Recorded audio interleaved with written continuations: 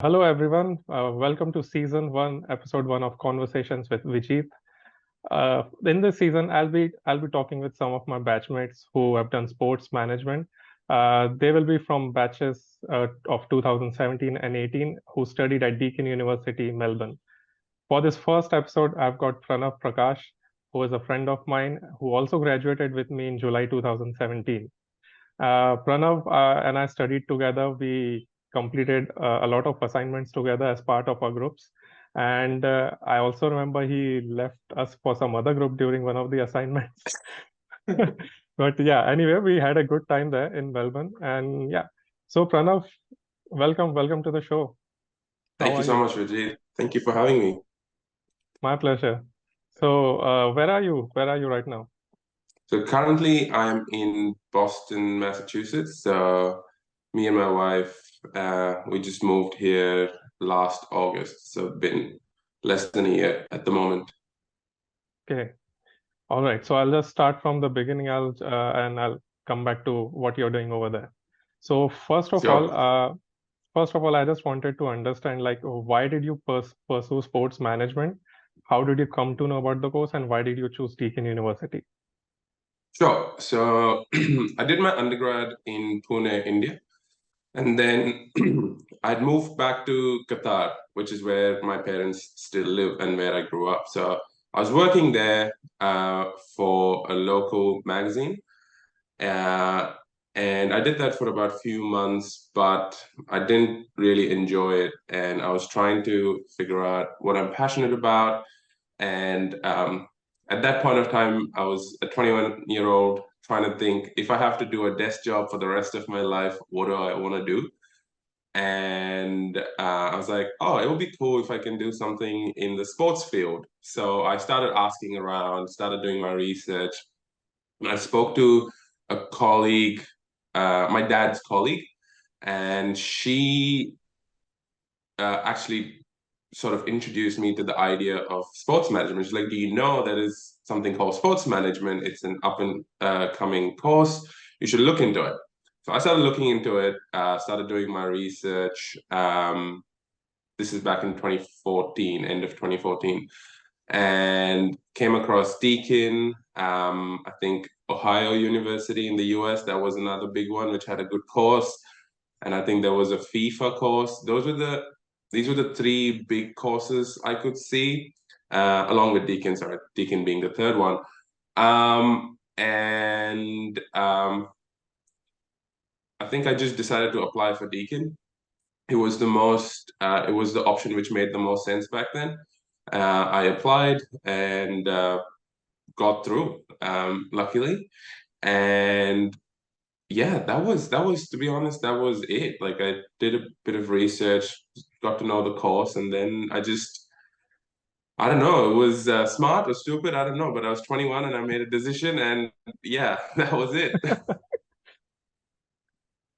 All right.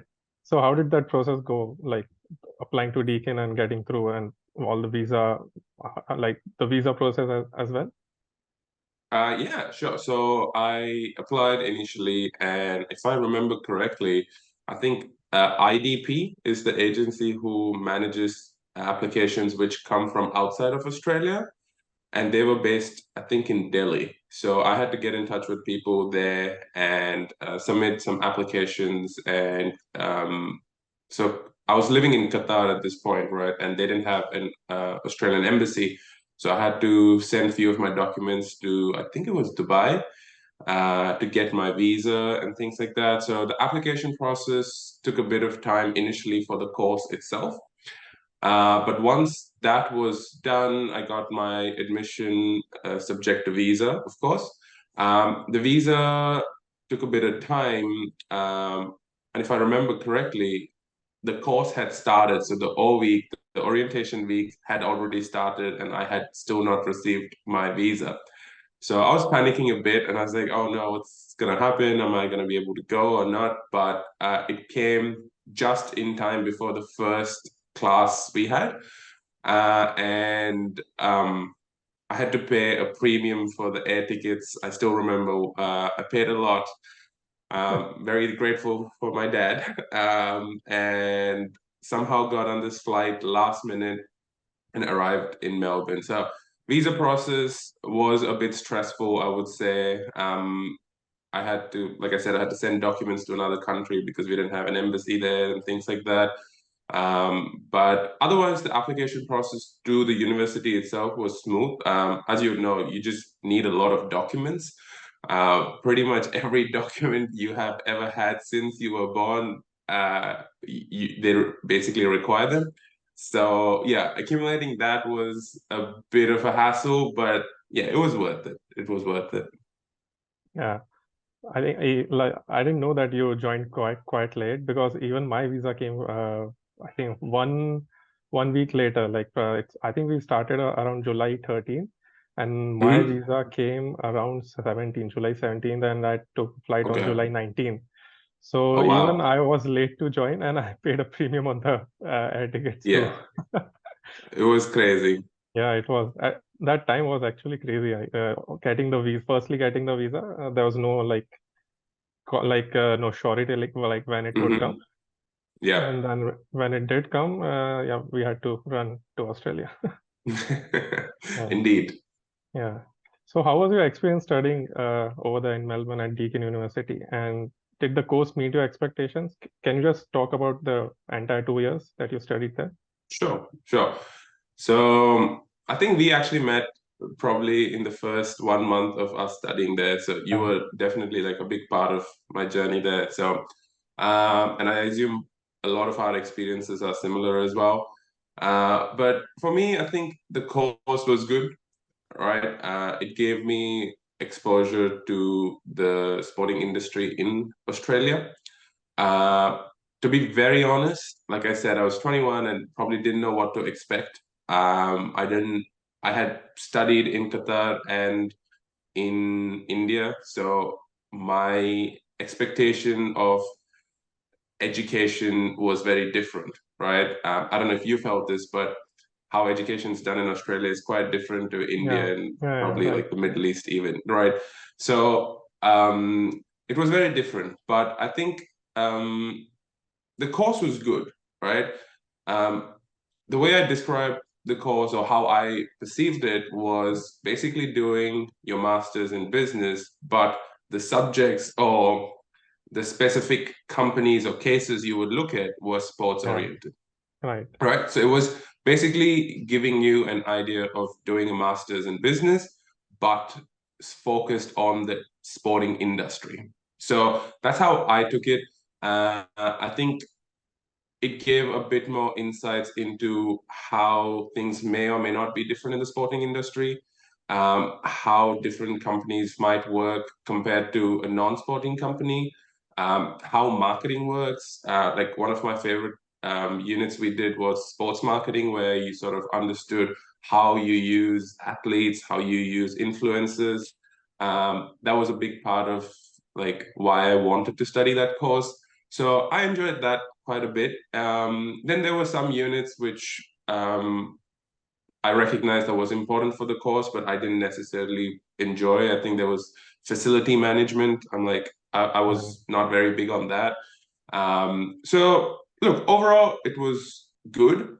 Um, the only thing I wish, and I do think that by the time we left, it was changing, was if we had more opportunities to do internships or if the university had more sort of, I don't know, collaborations with local clubs, local companies where they could, just connect us. Basically, not to say that, hey, get me a job, but yeah, just help someone who is an international student reach out to the right people or just even the right companies, because I assume your experience was the same, that coming from right. India or anywhere else outside of Australia, you didn't really understand the industry as much. So by the end of the 2 years, yes, like I was lucky enough, and I'm sure we will touch base. Like I was lucky enough to do the internship I did and then get the job I did.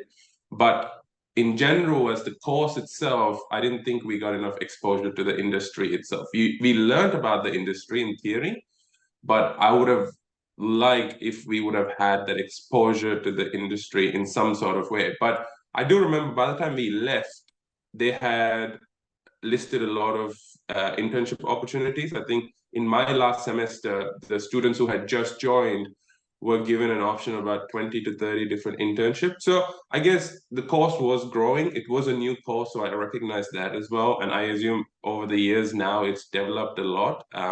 But yeah, that was my experience. I think it was good on a very theoretical basis to get an understanding, but it could have been better with, getting that exposure. Yeah. Yeah, I think I actually would agree with you, like on the industry connections front, because we didn't have at the time we didn't have enough opportunities in terms of like coming from the university. There weren't enough volunteering or internship opportunities, so we had to look for elsewhere. We had to find it on our own, and some of our batchmates even went back to India and did it over there, just like me. Like even I did it in India. Mm. Yeah. All right. Yeah. So how was life during the course? Like managing managing yourself over there, and also doing the course, part-time work Yeah. as well. Sure. So, like I said, very grateful for my parents. They took a student loan for me, so they were paying for it back then.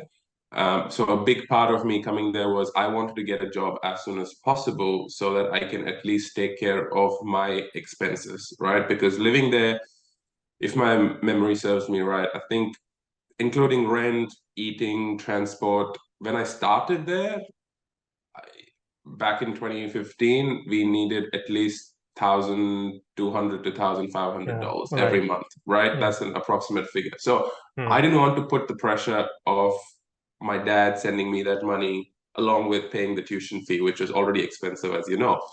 So the first 6 months I tried a lot, didn't really get a job. I did get an internship, but we'll come to that later. But in terms of like a part-time job, it wasn't until after 6 months of being there, I got a job. And thankfully, our course was because it was a master's course, a postgrad course. A lot of the units were happening in the evenings, which means you could work in the mornings.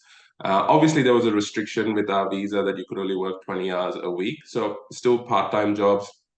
But once I found a job, I was thankfully able to tell my dad, I'm good now. I don't need to, I mean, you can stop sending me money, which is good, reduce the burden on him.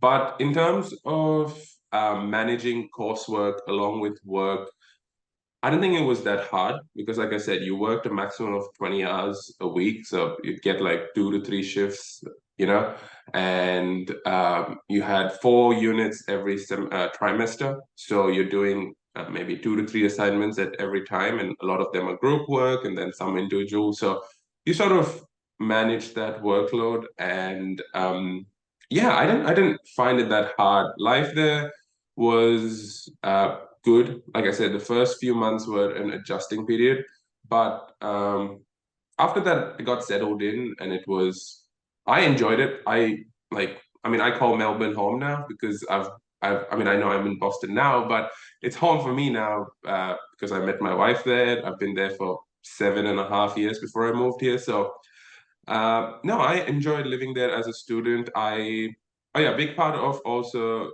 my journey there was joining the cricket club. So our good mutual friend Sagar actually took me, excuse me, to Deakin Cricket Club, which is not part of the university. It's external. It's just in front of our university. But anyway, and that became a big part of my life there. Like I met a lot of people, and have a lot of close friends from there. So that was a big part. And I think that was something I really enjoyed, the infrastructure and the facilities available for sports.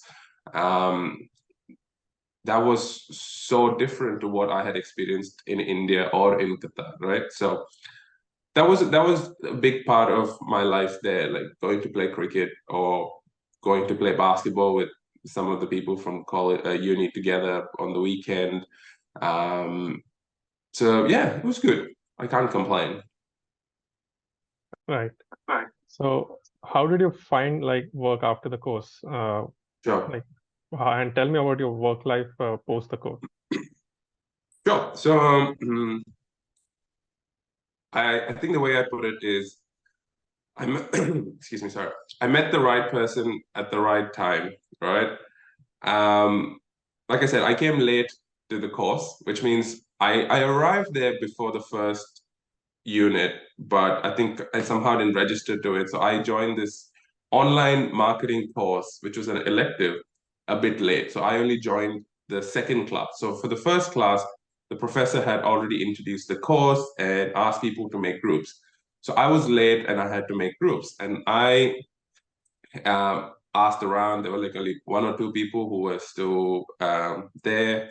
And I made a group with them and we became friends and things like that. And the reason I say I met the right person at the right time was I met a good friend of mine who was at that time working for Adidas, right? And um, we became good friends. I didn't think much of it at that time, and I was like, "Oh, that's such a cool job, amazing!" Like, and whatever. And we became good friends. And then the summer came around, so November came around, and he actually reached out to me. He's like, "Hey, I really enjoyed working with you on these assignments. Um, would you like to do an internship with that?" And I was like, "Yes, 100%." Like, and for me at that point in time, it was like I've always wanted to work for Adidas. It was like I've always used Adidas. So at that point of time, I was like, oh yes, I would love to. So I think I met the right person at the right time because that opportunity was not something which was easily available to the rest of us, right? It was not something through the university, or you could even, I don't even know if anyone knew that you could apply for these internships at that time. But knowing him, he was like, okay, I can introduce you to the right person. Obviously, you have to go interview and stuff like that, but I can, get you in the door. And then from there, I just, worked hard. So did the interview, spoke to the right people, and then yeah, they were like, come do an internship. And I did the internship during the summer, so I even got a credit for it. So I did it as a course, and then I did assignments on it and things like that, and which was a great experience. Like I was part of the Australian Open. So Adidas had an event to accommodate all the athletes.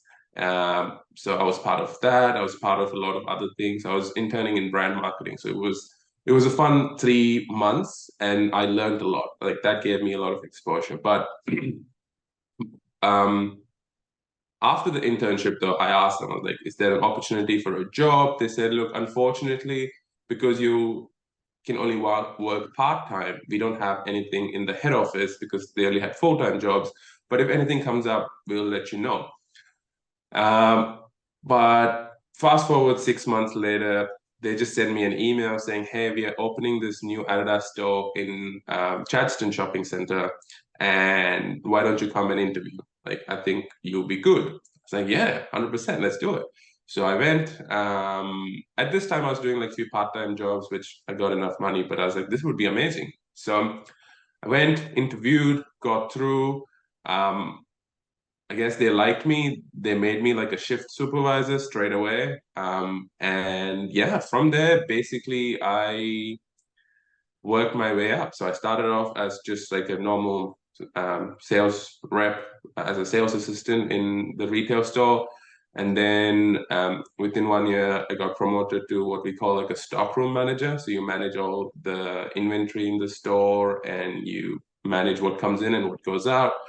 Did that for a year, and then I got promoted to the second Adidas store within the same shopping center as an assistant manager. Um, so yeah, that was basically the job I did for the time I was in university.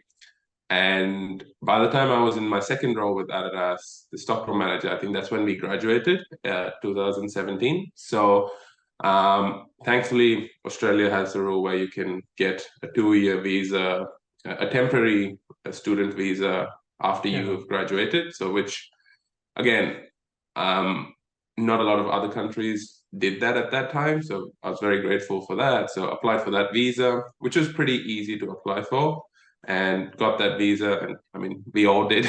And yeah, I continued working for Adidas. Like I said, then in my third year with Adidas, I moved to an assistant store manager level and did that for 1 year. And then I moved into the head office in a customer service role for our wholesale business. So I was, to be exact, I was in the claims and returns department. So for the wholesale department, working for Australia and New Zealand. So got in there, did that for 1 year, and while I was doing that, I think my visa might have run out by then. So yeah, I think by the time the temporary residency visa ran out, I had to make a big decision, like what's going to happen, how, because we couldn't get a visa through work. So I was lucky enough I could get a de facto visa because my partner then, my wife now, is Australian. So we made that big decision, and I was very fortunate enough that I could apply for that and get my visa. But yeah, and then working with Adidas in that role for 1 year, I was ready for a different challenge and I wanted to try something different. So I was applying for a few different roles, and one of the roles which stood out was the Puma role. It was in a similar capacity, but instead of doing claims and returns, it was more about managing key accounts for wholesale. Applied for that. It was a very quick turnover. I think I had my interview on a Monday. On a Wednesday, they gave me a contract. Thursday, I signed it. Or maybe not Thursday. I can't remember. It was within 1 week's time, and I remember, yeah, basically because it was a direct competitor, I told Adidas that hey, I have this job opportunity, and they said, yeah, like we wish you well. Unfortunately, you have to like stop straight away. So the Monday when I went back to work, yeah, basically, in Australia they call it you get walked. So you basically are asked to leave your laptop and everything and say goodbye to everyone and leave. So that was a weird experience. But yeah, did that and then moved to Puma, and Puma has been great for me. I think it's been 2.5 years now, and absolutely love it. I think when I went to Puma, a big thing for me was they asked me like, what are you looking for? And I said like, I want to grow, I want to learn, I want to learn different things. I'm still young. I want to experience different things and grow and things like that. And they were great. They put together a development plan even before I started. And they're like, as long as you keep up your end of uh, if you can basically perform well, we'll give you the opportunities, and it's about how you take it. And yeah, they did. I joined in March 2020, just before we went into March 2021. Sorry. Uh, it was during lockdown, but yeah, by the end of the year, they actually promoted me to becoming a manager, which was going into 22, and yeah, I was a manager. But then within a few months, we decided to come here. But again, I was very lucky because the Puma head office in North America is in Boston, and my manager helped me reach out to someone here, and they said, "Oh, the timing is perfect because we are looking for exactly the role you're doing over here. So come over." And so I transferred exactly in the same role I was doing there to move here. And yeah, it's been about 8 to 9 months now, and it's been great. So yeah, sorry, long answer, but that's all of my working history. Yeah, wonderful. It's quite rich, I guess, in terms of your experience in the retail industry now. Quite Yeah, rich experience, right? So what exactly is the role right now? sure. The designation? So my role is called Account Services Manager. So technically, we sit under the finance team here, the way our organization is structured. but we support the sales team and the wholesale business basically. In other companies, they might call it sales support or sales operations sometimes. It depends. But I think sales support is an easy way to describe it. So basically, I have a team of 6 people, and they manage different wholesale accounts. So once the sales team goes out, does all the I don't know, they show the products to the wholesalers who might want to stock Puma products. They get the orders, the indent orders for the future. Once the orders are received, it is sent to my team. And then from there onwards, the journey is sort of taken over partially by us and partially still by sales. So they manage the relationship, but then we do all the back end sort of work and maintain all the logistics side of things, work with the warehouse, work with merchandising, work with marketing. So we sort of become like the central point as a easy point of contact for a wholesaler with Puma. So if anything happens to or their stock, or if they have any questions, we are the first point of contact, and then we sort of reach out to the appropriate departments internally to get them the answer. So to put it in a very easy way, we solve problems. So every day it's a new issue which comes up, and no 2 days are the same. So it's like today this went wrong and tomorrow this went wrong. And especially working in this field during COVID has been the most challenging. So yeah, in a nutshell, that's basically what I do. So yeah, I manage the team. I don't look after accounts myself, but I then manage the team who look after different wholesale accounts. All right, wonderful. So, having worked for a number of years in the sports industry, what three traits do you think one should have who is aspiring to be a sports manager? Three Oh, traits. a Yeah, sports manager. So yeah, you or being working like, someone who is intending to work in sports sure. in any capacity. Yeah, for sure. So I'll give you a bit more insight onto specifically the sporting goods brand side of things because that's what I know. Like I've never worked in events or anything like that, so I shouldn't speak to that because I don't have the knowledge there. In terms of sporting goods industry, it was funny actually. I was speaking to someone just yesterday I met for the first time, and he was saying out of uni he wanted to get into the sporting goods industry, but it was a difficult one to get in, right? And it is true. It is slightly a bit difficult to get into it, but once you're in it, the opportunities are get great. Uh, I would say three traits. Oh, you've put me on the spot.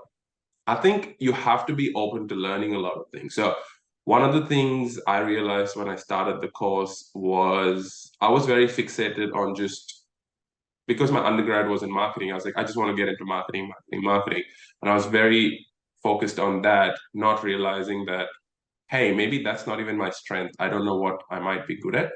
And it was actually my wife, Mia, um, who sort of opened my eyes to the idea of, you know what, like that might not be actually what you're good at, or that might not be, you can still get there, but that might not be the only avenue for you in the industry. You know, you can get there through other things. So having an open mind to different things and learning different things is very important. And that did come true because, like you said, the experience I got out of retail store, like a lot of people will look, oh, you're working in retail, or it's not a great gig. Like the amount of experience I received working at the ground level was so good because I understood how a store works. What is the relationship between a store and how the stock works? How does logistics work? How do you allocate different things to different store? A retail store essentially becomes the face of a brand. You know, that's how people connect with the brand. So being open to different things is very important, I would say. Another trait. I think, I think, uh, I think trying different things, I guess it's sort of similar to the first one, but actively networking within your company or within the industry to try different things, right? That is very important. And the last one is I think you have to be a bit passionate about what you're doing. Like I love working for the brands, so that is something I enjoy. I know it's a cliched answer, but I think when a new product comes out or when a new line comes out, I'm excited to talk about those products with my friends. You know, like yesterday, for example, Puma we just signed Rihanna. So like my friends are like, oh my God, Rihanna, you guys like gonna get cool new products with her Fenty products. I'm like, yeah, like that's like I'm excited to talk about that. So having that passion for the products or for the brand and what they're doing and what are the activations they do, that makes going to work so much more exciting. Like I'm excited to see what's new, what's happening, you know? So hope that answers your question. It does. So I'll just sum it up. So first one is open to learning.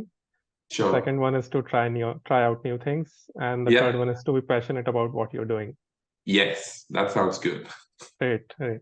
So since you talked about your like being excited about talking to your friends about new products, I'll just take you back to Melbourne. I think when you were Hmm. working at Adidas, there were quite a few friends who used your employee discount over there, right? Yeah. Okay. Can you name someone there? Oh, I think everyone, to be very honest, I think more of my discounts have been used by my friends and especially my wife's family than I have used it on myself. So because I was lucky because I was working in retail, we used to get given uniforms. So I could get new products every 3 or 4 months. Every quarter we got new products. So that was fine. So I didn't really need to use my discounts and we had pretty good discounts. So it was always for friends and family. Like I think my sister-in-law, Janelle's probably used it the most. She used to love their products, so she's used it the most. With our friends, I think Rama has reached out to me a few times when he's wanted to buy a few products. I think I'm pretty sure like Sagar has reached out and a few of the boys from the cricket club. So yeah, like look, I think it was great. Like I love helping out and it was not a big deal to me because like I said I didn't use it, so might as well someone use it. You even have used it. Yeah, I I'm pretty yeah. sure. So I've got one Adidas cap, one Yeah, backpack, and one more thing, I guess, a Hawthorn jersey. Yeah, yeah. and I got it I from your store. shouldn't be promoting Adidas products as a Puma employee. Yeah, not No, now. it was a part of my journey. It was I worked there for 5 years and then I moved to Puma. So yeah, no, it was a good experience. Right. So just the penultimate question, a very quick one, this one. On Hmm. a scale of 1 to 10, how likely are you to recommend the sports management course from Deakin, with 10 being the most Ooh. likely? Or maybe if you don't want to get any, like, if you want to be diplomatic, maybe you can say, how likely are you to recommend a sports management course in general, like doing a Sure. sports management course? I think I'll take you up on the second question. I don't want to direct it towards Deakin. I think the course in general is what I would recommend, or sort of give you my perspective, right? I think it depends upon what you want to do, right? Um, if you want to come to Australia, uh, it's an avenue for you to come to Australia and experience the industry, maybe. Or even go elsewhere and like different parts of the world and experience something. My personal opinion is you don't need the course to get into the industry, right? Right, right. Hmm. I don't think it is a necessity. Yeah. I think you can get into the industry through other ways. For me, what I've realized, and look, maybe my opinion will change in the next 5 to 10 years, but right now, I think the skills you develop is more important than the industry. Uh, you want to learn new skills and new, I don't know, basically skills and knowledge rather than the industry. You can, like what I've learned in supply chain, logistics, operations, all of that, which is what I do now. This can be taken to any different industry and can be applied in the same sense to other places. Learning about an industry is not as important as learning a skill. So I would tell people that you can do an undergrad or a master's in I don't know, supply chain, marketing, or this and that, but focus on learning a skill rather than the industry. The industry can always change and you can have different things, you know? Like you have so many engineers working in sort of operations or in marketing or this and that. But that's not what they learned, right? But it's about the skills you pick up as you experience different things. So I don't think it's a necessity, but also I don't think it's the end of the world. It's good if that's what you're looking for. Right. Would you And agree? Or what do you think? yeah, I actually agree with that. So even I felt while doing the course, even I felt like it's not necessary to do the course, and you have to Mm, focus on a variety of things. There are a variety of things in the sports industry. So you can't say like I'll do the course and I'll be able to like yeah. do this thing or this or the other kind of role. So it's not like that. It's very much changing every like even in Mm, sports, retail is different, broadcasting is different.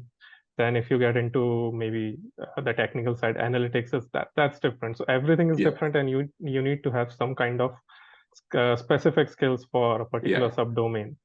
Yeah, I Agreed. kind of agree with that. Yeah, sure. So, so yeah, quickly, I just have 1 minute left on this. So, Mhm. what's ahead for you, like in terms of your future? What are you like? What are your plans? Sure. So we're in the US right now. Like I said, I've been here for 8 months. So I work in the Puma North America head office. It's a brand new office. It's amazing. We have a lot of the all the departments together here. So try to explore that, learn something, make the most of however long I'm in the US for, and just improve my knowledge and my skills. That's about it. Okay, all right, Pranav. Thanks for joining me on the show, and yeah, sharing your insights, sharing your views. I'm sure they will be helpful for aspiring sport managers and everyone else involved. Thanks a lot. No, thank you for doing this. It's a great initiative. So thanks a lot, and I had a great time. So thank you. Same here, same here.